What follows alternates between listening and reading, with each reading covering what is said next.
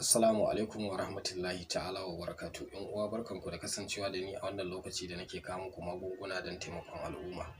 To a yau za mu yi muku bayani akan fa'ida ta matsala ta ƙanƙancewar gaba. Duk mutumin da ya kasance yana fama da matsala ta ƙanƙancewar gaba ko kuma rashin kauri ko kuma matsala ta rashin tsaho, hakika akwai matsaloli guda uku da suke iya haddasar wa da mutum rauni na al'aura. Na farko akwai matsala ta sanyi, sai kuma na biyu matsalar basir, sai kuma na uku matsala ta istimna'i. Inda ka kasance kana aikata istimna'i, wasa da al'aura yana haifar da mantuwa, wato yawan aikata istimna'in nan da ake yi.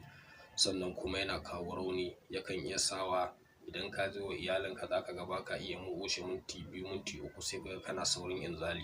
To akwai hanyoyi da ake bi domin samun waraka wanda bi'iznillahi ko da gabanka ya ƙanƙance. Akwai wanda yake samun ƙanƙancewar gaba a dalilin sanyi yana damunsa, ma'ana sanyin mara. Indai akwai sanyi a mararka za ka iya samun matsala ta rashin ƙarfi ko kuma ma ƙanƙancewar gaba gabaki ɗaya. Bi'iznillahi wannan cibiya tamu tana ba da magunguna na waraka daga matsala ta ƙanƙancewar gaba. Ko da gabanka ya ƙanƙance ya koma ƙarami, bi'iznillahi za ka samu waraka. Duk mai neman ƙarin bayani za ku iya tuntuɓar mu ta lambar wayar mu 081 20 44 72 96. To da wannan nake cewa assalamu alaikum wa rahmatullahi ta'ala wa barakatuh.